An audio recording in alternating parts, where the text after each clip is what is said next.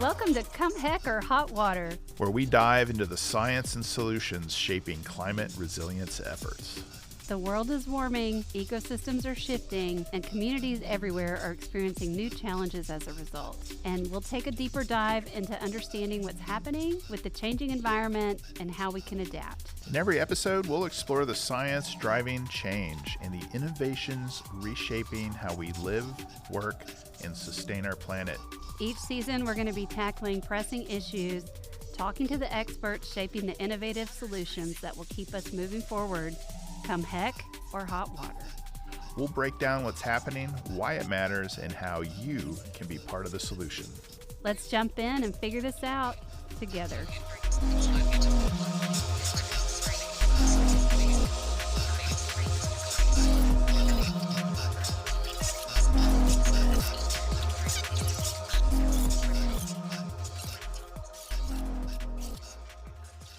Well, hey, everybody. Welcome back to another season of Come Heck or Hot Water. I can't believe it. Season 4, Robert. Season 4, wow. We must be famous by now. I do have people talk to me saying, hey, when's the next season coming out, believe it or not? And you know what they're begging to talk about? Poop? No. No. What are they begging to talk about, Carrie? Flooding. Flooding, oh yes. Of course. It's a good topic to talk about, which is also the reason we chose it for the focus of this season, because we had those horrific floods. About a year ago. Yeah, about a year ago in Kerr County that made international news. I was even interviewed by a German television station about that flooding. And it actually ended up in the Texas legislature, no less. So, Yes. I mean, it really got some attention. Thank goodness. It needs more attention. Yeah. And so we're going to shine a light on some of those challenges, but also try to get everybody sort of up to speed on the lingo and what the issues are when we talk about flooding in Texas. Yeah, and we'll talk during this season with some key experts from across the state. We've got a person from the state that put together the first state flood plan. We're going to talk to somebody from the Texas Flood. I always figure what the M stands for. Is that management? Yes, TFMA. We're going to hear from an esteemed academic who's doing a lot of work her whole career on flooding. And then we're going to hear from Old Man Water, Weir Labatt. Oh, I thought that was your self-title. What? I'm a spring pup. Oh. At least for another year. Young Man Springs. Young Man. But he refers to himself as Old Man Water, so I'm not being biased there.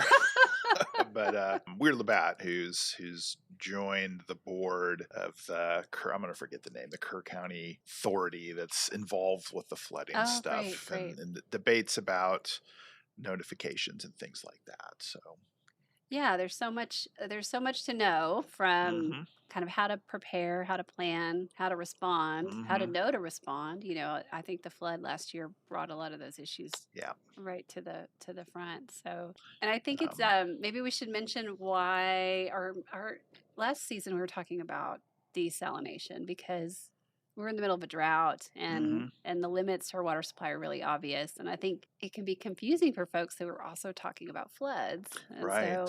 This is the Texas way, right?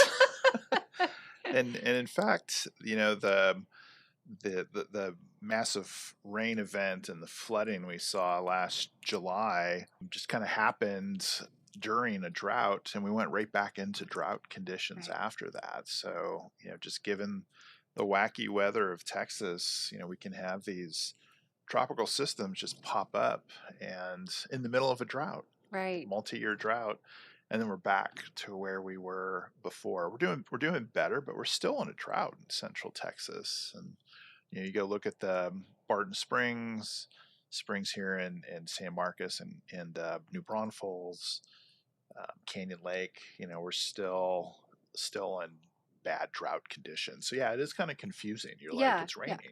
Yeah. Right. How can we be in drought? We have a lot of new folks here in Texas, people that, you know, haven't lived here very long. I think they're pretty confused. So we're It's okay. We're all Yeah, we're confused, going you to know. help you It's understand that just like, that's what is perfectly happening? normal. If you notice, our meteorologists, are all real twitchy, particularly in the springtime, because it's just hard to predict what's happening. Well, why don't we get started and kind of get the foundations laid down here with some experts in floodplain management? What Wonderful. do you say? Yeah, let's do it.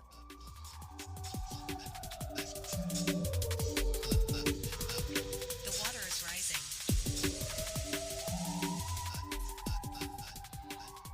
So our first guest for season 4 is Stephanie Griffin. Stephanie has both a BS and an MS in civil engineering. She has more than 28 years of water resources experience. She works for Halff, an infrastructure consulting firm, and serves as their vice president and director of water resources. Additionally, she is serving in her 3rd year as the president of the Texas Floodplain Management Association. But Robert, wait, we have another first guest this season. We Yes, do. it's Chris Steubing. Chris is with Stephanie today. He is the executive director of the Texas Floodplain Management Association, TFMA for short. He received his bachelor's degree in civil engineering from good old Texas A&M University. Additionally, he completed his studies at the LBJ School of Public Affairs, Public Executive Institute. Chris is a professional engineer and a certified floodplain manager with over 29 years of experience, mostly in the public sector, working for cities and counties. And we're so lucky to have your expertise today, y'all. Thanks for being here. Absolutely. Thank you for having us. Pleasure. This is a first. So the Texas Floodplain Management Association supports over 3,000 members and over 2,600 credentialed floodplain administrators in the state of Texas. Work for local communities, consultants, state agencies, and more. And back in my state agency days, I've attended those meetings back when I was more involved with flood. So we're so lucky to have you joining us today. The goal was really to start the season here with a primer on flood, like flooding 101. So we really want to have y'all help our listeners understand kind of the basic lingo around flood and also why it matters to Texas. Absolutely. Yeah. Near and dear to our hearts. So. Tell us about TFMA. What is it and why does it matter? So the Texas Floodplain Management Association consists of Texas's experts in floodplain management. Our membership consists of floodplain managers from both public and private. TFMA provides floodplain administration and management resources for members, community leaders, and industry representatives through education, training, and outreach opportunities. Our mission is to save life and property from flooding and other hazards, and our vision is to build resiliency in Texas. So y'all are the folks that are on the front lines then in floodplain management in Texas. Yes. Yes, in a lot of ways. So you all get together and obviously share expertise. Does TFMA develop a platform of position statements, or is it more a resource for its members? We do both. We always tell everybody we don't lobby by any means. We advocate for good, sound approaches to flood and flood protection, resiliency, mitigation, all the things that go along with it. So we do work with outreach committee with, we've supported our members in Kerr County and in San Saba, Burnett, all the others that were impacted by last July, as well as down in the valley in the last spring. So we take a lot of our travel on the road to 10 regions that we have around the state. So to do training forums, and then we do our 2 big annual conferences every year. So we do a little bit of both. So since y'all are our first guests and in our season focused on flood, and we do have a wide audience with various levels of expertise, and we don't want to assume anything. So could you start by helping our audience understand what exactly is recognized as a flood? Sure. So we're going to start really simple here with flood. Perfect. When we say flood, we're basically talking about water that's going where it's not supposed to go, where you didn't want it to go. And that could be a river spilling out of its banks, or it could be water building up in streets or neighborhoods, low-lying areas where, the water just kind of sits and hangs out after a rainstorm. And that water that's just hanging out there is flood water. We have been in this long period of drought here in Texas, but we are also seeing floods. Can you help us understand how both could be happening at the same time? Absolutely. Drought and flood go hand in hand more often than people would think, especially in Texas. So there's a saying that we have here at TFMA that our droughts are often broken by floods, and historically that's been the case. So during the drought, the ground becomes very dry and compacted. And so when it finally rains, the soil is not ready to absorb that water as fast as the precipitation is falling. So during a heavy rain, the ground essentially acts like concrete and it just sheds that water right off on down the stream or in the area, and it doesn't soak in like you would expect it to, because you would think, oh, it's dry and so it'll just absorb it all like a sponge, but it's essentially acting more like concrete than it is a sponge. Yeah, and you think about those horrific floods we had last year, that behaved like a massive flood in the middle of a drought, because as soon as the storm system moved away, we were back into drought conditions. Yes. Lack of rainfall, soils dried out real quick, and back to record low inflows to reservoirs. Yeah. So you provided a good definition of what a flood is, but are there different types of floods that you and flood managers focus on or worry about in Texas? There are a number of types of floods in Texas. We have what we call riverine flooding or river flooding. It's also known as fluvial flooding. And that's when rivers or creeks rise during or following a storm event. The water spills out of its banks and onto the surrounding land. That's probably what most people think about when they hear the word flood. Another category of flooding is called urban flooding or pluvial flooding. And pluvial flooding happens in areas that are not adjacent to rivers or creeks. This happens when you get a lot of rain in a short period of time and the drainage system just can't keep up. And we see this a lot in neighborhoods or intersections, and sometimes you see it in the older parts of town where the drainage system isn't able to keep up with all of the development that came in after that one neighborhood went in. And then we also have coastal flooding. And coastal flooding happens along the coast. And that involves storm surge that drives ocean water inland across the flat coastal plains. And this is typically seen with tropical depressions and hurricanes, although it can also be seen with tidal influences. And then, as you alluded to a few minutes ago, we have flash flooding that Texas is subject to. It happens quickly. When a significant rainfall happens in a very short period of time, from hours to minutes even. And this is the one that typically catches people off guard. And I guess hearing your descriptions of the different floods, at least 3 of those like occurred with Harvey in Houston, right? Because you had the coastal flooding, you had the riverine flooding, and then you called the urban flooding pluvial flooding. So you had all those things. I don't know if they had flash flooding down there, but I guess all these different floods can happen at the same time, unfortunately. Yeah, it's kind of hard to have flash flood from a standpoint of just where elevation or topographically challenged, as I like to say. So it is.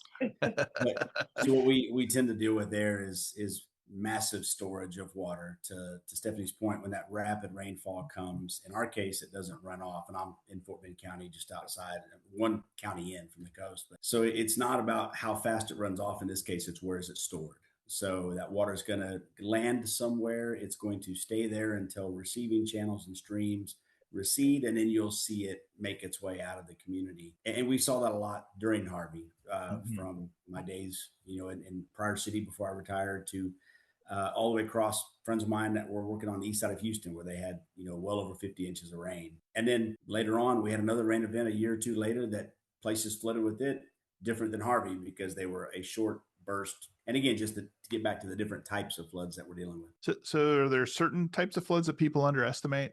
All of them. Yeah. I was thinking that would be a good answer. Yeah, Definitely. Flash flooding is the one that makes the news the most frequently, probably. Very dramatic. Very dramatic, high rise, high velocities, the characteristics of the flash flood versus not a lot of warning. Yeah, no warning, exactly right. Like most natural, disaster types, they usually occur at night, which tends to be a theme. So, preparedness and all of that tends to be a struggle. But I grew up in the San Antonio area, so I mean, we were ingrained flash flood, from day one, as far as just, your parents taking you out and showing you what happens. So, but that is definitely the one that the state we're known for across the country, is just the flash flood side than some of our riverine basins. And I'm wondering if all those flash floods, do they happen in a zoned floodplain? Not always. What is a floodplain? Folks who have like shopped for a house, they know they get that map that says this house is in the floodplain or not. But I think there's a lot of nuance there. So hoping you can help us understand, what does it mean to be in a floodplain? What is it? Think of a floodplain as the area that is expected to flood when it's near a river or a creek and that water gets high. It's mapped out ahead of time. There are models that back that up, and communities know that that flood risk exists in a lot of cases, not always, but in a lot of cases. So when you get that map that you were talking about, that FEMA flood insurance rate map, it tells you whether the property or the structure is within the 100-year floodplain. And we in the industry are trying to get away from the term 100-year floodplain because it leads to confusion. People tend to think that magnitude of a storm can only happen once every 100 years. Oh, okay, it happened last week, so it's not going to happen for 99 years. We're good to go. And that's not really what it means. But I understand why the public misunderstands that term. Yeah. So the 100-year floodplain is the mapped area with a 1% annual chance of that level of flooding happening in any given year. So it could happen year after year after year, and it can happen multiple times in a year. So the term we prefer to use is special flood hazard area. It's a little bit easier to understand. It's still a mouthful, but it gets away from the numbers and the percentages that often will, people will say, ooh, math. No, we're not doing that. It pulls the scary part of math out of it, and it's a special flood hazard area. So if the house is located within the special flood hazard area on that FEMA flood insurance rate map, then the owner is likely going to be required to get flood insurance to accompany a federally backed mortgage. And so that's for the 100-year floodplain. But you may also be in a floodplain that's designated for 500 years or even Yes, I've seen 25-year floodplains, right? Yes, there are different frequencies, different storm event frequencies, but FEMA tends to focus on the 1% annual chance event, the 100-year, or the 0.2% annual chance event, which is the 500-year. But many communities will model and map other storm events. So here I am standing next to the edge of the, what did you call it? Flood hazard zone? What was it? Special flood hazard area. Special flood hazard area. Yes, sir. And I'm just inside it. And then now I step across that line and I'm outside it. Yes. How much has my risk changed for the flood, getting flooded? The reality is it hasn't changed much. Yes, it hasn't. It's just, for folks listening, like I have friends who are like, woohoo, I'm just outside the 100-year. I bought a house. I'm just outside the 100-year floodplain. So I'm good. And I'm like, yeah, maybe not. Because your risk hasn't changed that much, unless there happens to be like a 100-foot cliff there and you're on top of the cliff. But maybe not 100 feet, but if there's not a substantial change in elevation, your risk is pretty similar. So, and the floodplain doesn't, it doesn't necessarily capture those urban floods, right? That you talked about. It doesn't capture some of those types of floods that you mentioned. Correct. But those are modeled separately, different, and they may not even be modeled, like not at all. Like the neighborhood I'm in Austin's being redeveloped at a pretty good clip, and people are putting up solid wood fences instead of chain link. And so we had a neighbor in the neighborhood that had development on both sides. They had no problem with flooding before, and they lived near the top of a hill. But after a big rainfall, because of the change in the local drainage, they had 3 inches of water rush through their house. So, when I worked at the Water Development Board with the flood group, I'd be like, I don't live in a floodplain. And they'd be like, no, everybody lives in a floodplain. It's just what level of risk are you exposed to? That might be our takeaway today. So you mentioned that models are used to look at floodplains. How does that work? The models take into account the topography of the area and the rainfall patterns in the area, and use that information to determine the potential for runoff and the water surface elevations and velocities in the channels. And then all of that information gets put into the models and the maps that identify or try to delineate on a flat piece of paper where the flood risk is greater. And that changes over time, right? Yes. Yeah. And I think what we've seen over the past probably 15, 20 years is the changing in the modeling efforts and the abilities in which we can do the modeling side of it. Used to be the old paper and hand calculated, all that stuff is out the window. And everything now is computer-based geographical information systems and GIS side. So it gives you a much better visual where you can actually bring in topography. They do what's called rain on mesh. So you can actually pull in your geographic area and deposit a rainfall within that watershed, and you can get a better visualization of how it will react. And again, the more data, the more information you put in there, culvert sizing, bridge crossings, all of that information, the more accurate the model gets. So you're seeing levels, it's almost to the point now of paralysis by analysis, because now you get so far down the road of so much detail that it can be overwhelming at times, but it is great visuals to take out to the public and to be able to talk. So you're seeing communities do this in these non-special flood hazard areas. If they know they had properties flood during past rain events, they may hire a firm and go model those areas and then create some form of a to the higher standards point, create their own internal flood map in those particular areas that they can then use to regulate based off their ordinance language, which is, you're seeing it happen more and more. Definitely happens in the Houston, the coastal plain area and stuff, because so much of these areas aren't mapped by the FEMA side and the SFHA, and we've got so much growth happening that you can't keep up with those maps anyways through the FEMA side. So that kind of goes back to a lot of the work the development board is doing now, and all the consultants that are working on the special flood or the state flood plan, and just continuing to advance the state into, I think, probably one of the foremost leadership positions of just having the best data available to be able to understand and use and interpret going forward. That's helpful, Chris, because one of our questions was about the Atlas 14 standard and effort, and it sounds like, these are my words, not yours, that maybe FEMA's a little behind on their maps and that some communities aren't being served. It sounds like you're mentioning communities are kind of taking it into their own hand, but there is an initiative to do an Atlas 14 update. Can you talk about what that is and who's getting that? And also, is that enough? Is that giving us the data we need? Atlas 14 is a rainfall product that's developed by the U.S. Army Corps of Engineers for the entire country. And Atlas 14 is simply an update to the average rainfall for the regions across the country based off of more data. So in Texas, Atlas 14 extends through the period of rainfall that ended in 2027 after Hurricane Harvey. In fact, the Corps of Engineers was about ready to release Atlas 14 just before Harvey hit, and the decision was made to extend that through December of 2017, and then that way they would have a complete sets of years. So it's an updated understanding of how much rain we're actually getting, which is changing the way the floodplains are modeled or mapped. Yeah, it's like rainfall intensity, I believe, right? They have it's like a statistical analysis. It's like, what Stephanie hit on, they used to use, what was it, TP40, I guess was the technical paper, and it had so many years of rainfall data. Well, now they've advanced that another 30 years or more.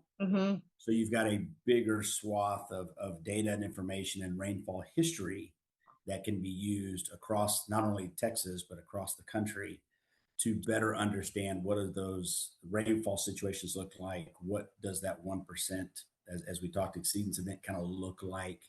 And there's rainfall within that 24-hour period. And that gets back to the regulatory, side of it when you're doing these maps to kind of meet the FEMA standard. So the data's better because it's based on history, but it's still not factoring in the models that we have about the changes we're expecting in our weather.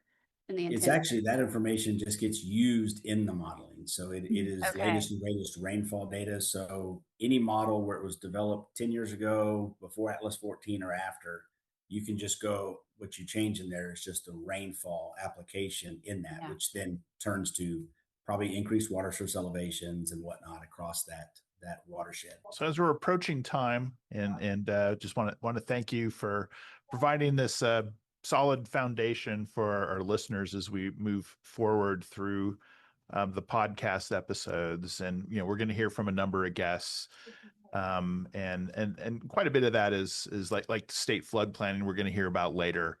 And I know y'all have played an important role in that, and you and your members are doing a lot to help keep Texans safe as we go forward. But as we close out, what one thing would you hope our listeners take away from our conversation today to feel better prepared for floods? The biggest takeaway is that people really should have a basic understanding of flood risk, especially in a state as large as Texas and as different as Texas. Depending on where you are, the flood risk is different. And so while we want you to come and enjoy the different parts of our area, we also want you to be safe while you're here. So just pay attention to your surroundings. As we enter the rainy season, you may be visiting a different area where you're vacationing for the week, or you may be near a river or a creek or a low-lying area that could flood. Just be aware of that. If you're driving in an unfamiliar route during inclement weather, pay attention to the road signs. Don't put yourself in harm's way. Don't put our first responders in harm's way by driving through low water crossings. At TFMA, we really promote the National Weather Service's Turn Around, Don't Drown program through our own education and outreach programs. Really, at the end of the day, it's not a question of if flooding will happen, it's when flooding will happen. There's a lot of great work happening here in the state of Texas around mapping, modeling, and emergency preparedness. And sometimes the real challenge is making sure the people understand what that is and how to respond. Chris, how about you? She mentioned earlier about our kind of getting away from the whole statistical language, the 100-year, the 1%, because it's hard to convey that to the public and for it to be consumable. So we're working with really pushing forward, to Stephanie's point, understanding people, just being aware and understanding the risk. What is out there. If I'm a visitor, if I'm coming into a campground or Airbnb or whatever, am I aware of my surroundings? Do I have a weather app on my phone? Do I have something that can kind of at least tell me if rain's coming, and if they're from out of state and they may not understand just how certain rainfall develops in our great state, then that could be just educational stuff and material. And there's a lot of work in that field going on. We're kind of helping out and using a lot of our members and what they've experienced as well. And then how do we just start to simplify that conversation with the public? So again, that information can be more easily consumed, but also you can plan and prepare for it, right? The biggest thing about dealing with emergencies is having a good strategy in place to educate and communicate to the public as well as your first responders and everybody else. So everybody's got a role to play. So we're just trying to help expand that and again, make sure people stay safe. Well, what I heard is if you're in Texas, you're in a floodplain. Is that right? The potential's there. That's well, right. we can't thank you enough, not only for this conversation, but for your dedication to your careers and to helping us all understand the risk and be safer here. So thank you for joining us today. Of course, thank you for having us. Anything to get the word out. All right, y'all take care. Stay dry. The water is rising. Well, we're so lucky to have dedicated public servants like those folks and the folks that make up the TFMA. Yeah, and it's also great that there's a organization where the folks that are trying to keep us safe from floods are comparing notes and working together. Yeah. And communicating with decision makers and policy makers, with one voice. It's still a head scratcher. It's like, go check the maps. So takeaways were like, go check the maps, see if you're in a floodplain. Also, don't pay attention to the maps because they're wrong. They're not wrong. They're just maybe conservative, a little underestimated. Yeah, I think they are, particularly Flash Flood Alley, where we do see a trend with more intense storms. And then if you're in a place where there's development upstream of you, you're going to see worse floods over time. Right. Yeah, I think another thing to note is like just because you're like, woohoo, I'm outside the 100-year floodplain. The question is, how far outside are you? Like, if you're just outside, you're in the 100-year floodplain. You know, maybe you're in the 102-year floodplain. You know, is it really that different? Yeah, and if you're in Texas, you're in a floodplain of some kind, or you're in the way of some potential flood. So make sure you opt into those emergency communications in your area, and at least try to update yourself by looking at the map and understanding where you are in context to other things. And I would say definitely, like my personal advice is, like, as a homeowner, look at the 500-year. You know, you know, and if you're in the 500-year, you should seriously consider flood insurance.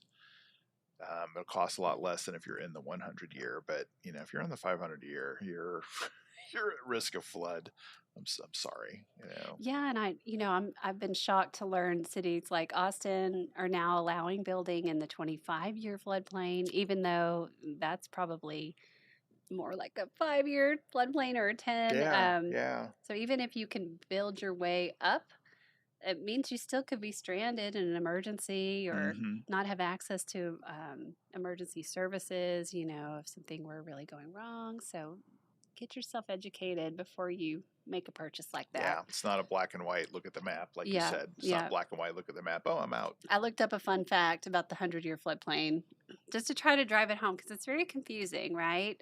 It's a 1% chance of flooding. What does that even mean? And I think most people, they'll hear it and they assume, well, once every 100 years there'll be a bad flood. But for instance, Harris County here in Texas, which is the Houston area, they have had 31 100-year floods in the last 100 years. So how do you math that? One every 3 years that's happening. So again, it's like, be careful about those lines. They're fuzzy. Yeah. And you also need to think about what might be coming in the future. Same thing works on droughts. You know, Corpus Christi's been in the news lately, and if you look at their surface water modeling for their reservoirs in the Nueces River, and including the drought they're in right now, they've had 5 droughts of record since 1950. And, you know, we're seeing more severe droughts, or more droughts of record, more 100-year floods, or even historic floods. You know, some of those that hit Harris County, the Houston area, are 1,000 or 5,000 year floods. Beyond our imagination. You know, statistically, you can work the statistics out, but it's not capturing everything. Well, as always, we really appreciate y'all joining us for the podcast today, and we hope you come back. Tune in next time for a chat with Reem Zune from the Texas Water Development Board. She has taken on the task of planning for the state of Texas and how we're going to prepare and respond to flood. So see you next time.